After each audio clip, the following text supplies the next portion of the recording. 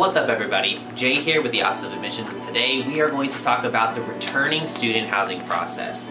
A returning student is any student who is living on campus for the spring semester and wishes to return for the next academic year. Any student who goes through this process is going to have first pick at a room selection, and I do want to mention that space is limited. So even though you get really good at it in college, do not procrastinate, start this process very soon. You're going to start this process by going to my.uah.edu and log in using your UAH credentials. Once you've logged in, you're going to go to the left side of the screen and click on the Student Affairs tab. Once it re-navigates you, you're going to click on Residential Self-Service. On the main screen, you're going to be able to access most of the information that you're going to need for the room selection process. The timeline for the room selection process is dated for February 28th through March 7th. However, a personal start time for room selection is going to be generated for you based on when your housing contract is received.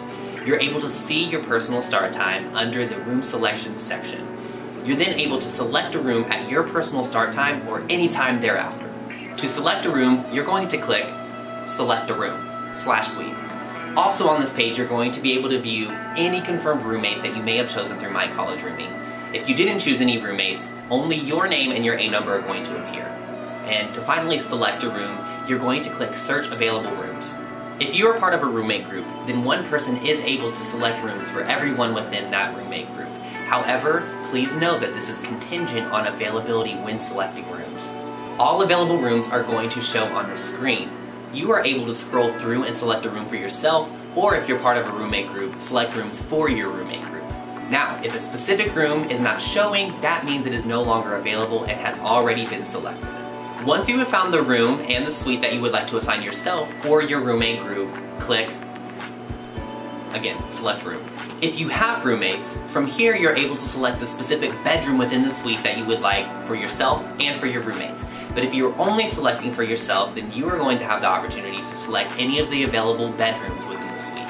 If you have roommates, everyone within the roommate group does have to be assigned a bedroom before you can submit. Also note that if you and your roommate group do not fill an entire suite, the remaining bedrooms will be available for other students to select. Once your roommate group or yourself have been assigned a bedroom, then you can click Submit Room Selection. If you do not see a confirmation screen or you don't receive a confirmation email, then the room selection was not saved and you're going to have to go back through the process to select yourself a room. Of course, if you have any question, please do not hesitate to contact the housing office and they will be more than happy to assist you. Deuces.